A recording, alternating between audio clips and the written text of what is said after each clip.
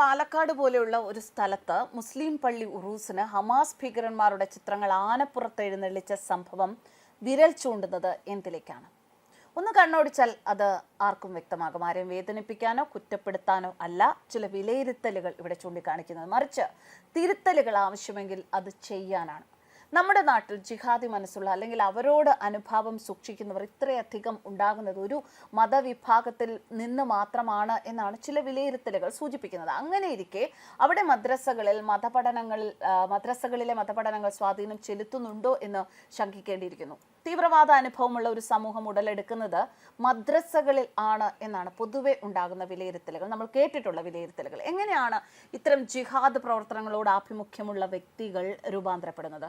മറ്റുള്ള മനുഷ്യരെ ഒരു ദയവുമില്ലാതെ കൊല്ലാനും ഇസ്ലാമിക രാഷ്ട്രത്തിനായി കൊലവിളി മുഴക്കാനുമുള്ള മനുഷ്യന്മാർ അവർ ഒരു ദിവസം കൊണ്ടുണ്ടാകുന്നതല്ല. വർഷങ്ങൾ നീണ്ടു നിൽക്കുന്ന സ്വഭാവ രൂപീകരണം, അതിനുള്ള നിരന്തര അഭ്യാസം അതൊക്കെ ആവശ്യമാണ്. മാത്രമല്ല കുഞ്ഞുനാൾ മുതൽ നീളുന്ന മതപഠനം, അന്യമത വിരോധവും ആവശ്യമാണ്. അപ്പോൾ പിന്നെ മതപഠനം നടത്തുന്ന മദ്രസകൾക്ക് ഇതിന്റെ ഉത്തരവാദിത്തത്തിൽ നിന്നും മാറി നിൽക്കാൻ സാധിക്കില്ല. 2001 അന്വേഷണ പത്രലേഖന വിഭാഗത്തിൽ ലോകപ്രശസ്ത മാഗസിൻ ഫ്രണ്ട് ലൈന് കൊടുത്ത ഒരു അഭിമുഖത്തിൽ യൂണിവേഴ്സിറ്റി ഓഫ് സാന്റിയോഗയിലെ political science department associate professor Vali Nasr പാകിസ്ഥാനിലെ മദ്രസകളിൽ എന്താണ് പഠിപ്പിക്കുന്നത് എന്ന് വിശദീകരിക്കുന്നുണ്ട്. അതിൽ നിന്ന് തന്നെ ഏറെക്കുറെ എല്ലാ കാര്യങ്ങളും വ്യക്തമാവും. പാകിസ്ഥാൻ, കാശ്മീർ, ഇന്ത്യയിലെ മറ്റു പ്രദേശങ്ങൾ, അവിടെയൊക്കെ താലിബാൻ പോലത്തെ സംഘങ്ങൾ പ്രവർത്തിക്കുന്നുണ്ട് എന്നതാണ് വസ്തുത. ഇവരെ പിന്തുണയ്ക്കുന്നതും സഹായിക്കുന്നതും പോറ്റുന്നതും താലിബാനും പാകിസ്ഥാനിലെ മറ്റ് ഇസ്ലാമിക മത തീവ്രവാദ സംഘടനകളാണ്. ഇവരുടെ പ്രധാനപ്പെട്ട ഉദ്ദേശം പാശ്ചാത്യ ലോകവുമായി യുദ്ധം ചെയ്യുക, പിന്നെ കാശ്മീർ സംഘർഷം പരമാവധി നിലനിർത്തുക എന്നതുമാണ്.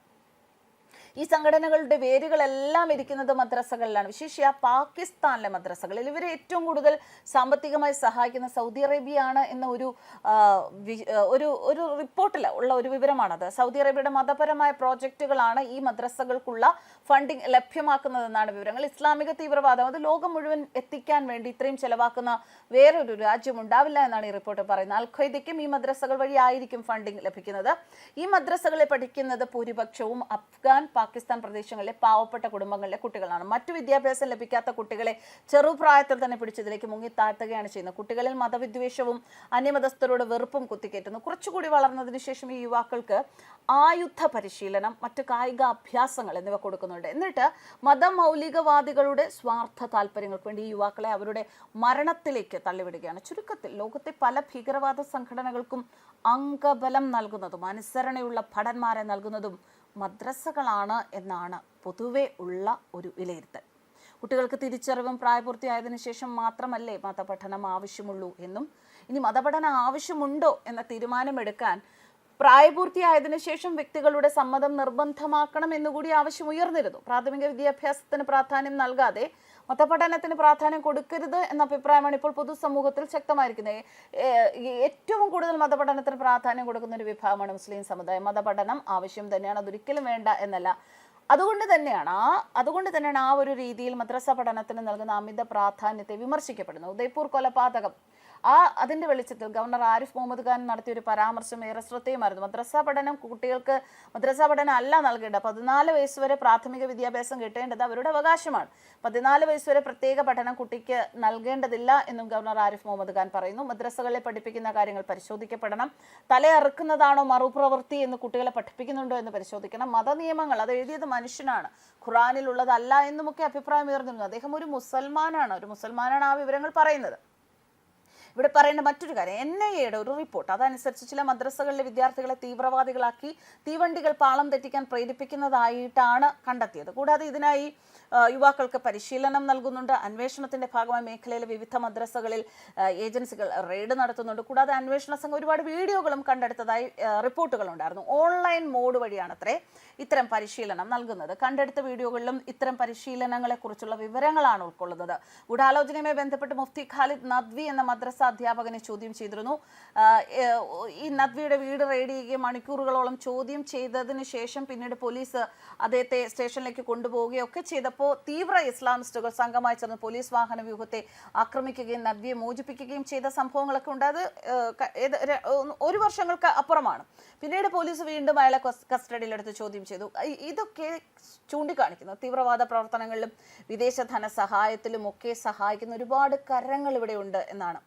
NIA സംഘത്തെ ആക്രമിച്ചതിനും കസ്റ്റഡിയിലെടുത്ത ആളെ മോചിപ്പിച്ചതിനും അന്ന് പോലീസ് കേസെടുത്തിരുന്നു. മദ്രസകളും മതപഠനവും നമ്മൾ നോക്കുമ്പോൾ എപ്പോഴും വിവാദ വിഷയങ്ങളാണ്.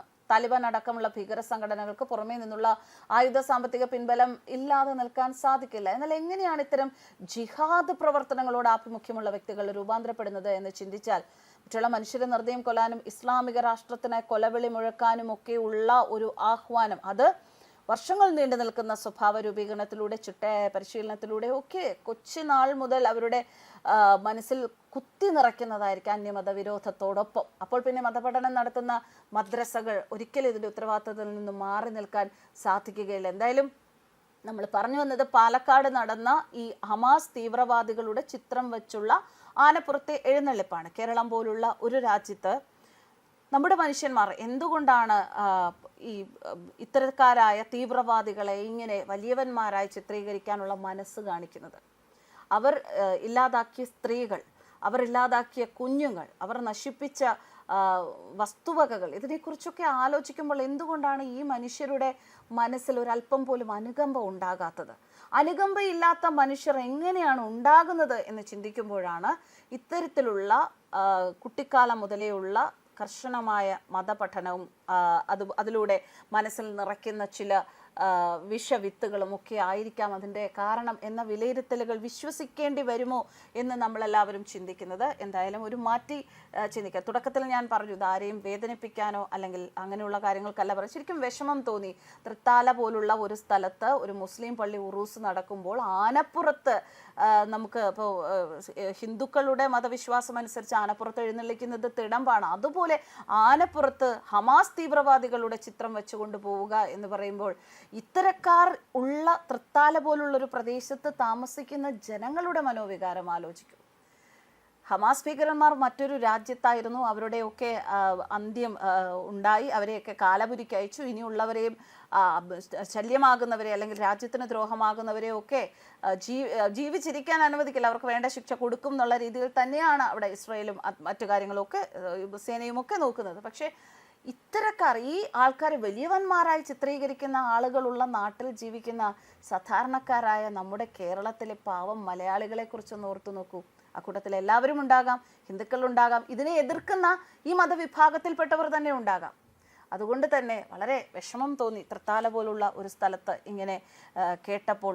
എന്തായാലും അതിൽ എനിക്കെന്താണ് കാര്യം എന്ന് ചോദിക്കുന്നവരുണ്ടാകും ഈ വീഡിയോയിൽ വന്നിട്ട്. അതൊക്കെ അവരുടെ കാര്യമല്ലേ, നിങ്ങൾ എന്തിനാണ് വിഷമിക്കുന്നതെന്ന് ചോദിക്കുന്നവരുണ്ടാകും. അത് ഏത് മതവിഭാഗക്കാർ ചെയ്താലും, ഏത് മതവിഭാഗക്കാർ ഒരു തീവ്രവാദത്തെ പ്രോത്സാഹിപ്പിച്ചാലും അതിനെതിരെ പ്രതികരിക്കുക എന്ന ഒരു നിലപാടിൽ തന്നെ നിന്നുകൊണ്ട് തന്നെയാണ് ഇപ്പോൾ ഈ വിവരങ്ങൾ അല്ലെങ്കിൽ ഈ ഒരു വിലയിരുത്തലുകൾ പ്രേക്ഷകർക്ക് മുന്നിൽ കൊണ്ടുവന്നത്. സ്വീകരിക്കാവുന്നവർക്ക് സ്വീകരിക്കാം. എന്തായാലും നല്ല ശക്തമായ കമന്റുകൾ പ്രതീക്ഷിച്ചുകൊണ്ട് തന്നെയാണ് ഈ ഒരു വിഷയം പ്രേക്ഷകർക്ക് മുന്നിലേക്ക് കൊണ്ടുവന്നത്. ന്യൂസ് ഡെസ്ക് കർമ്മ ന്യൂസ്.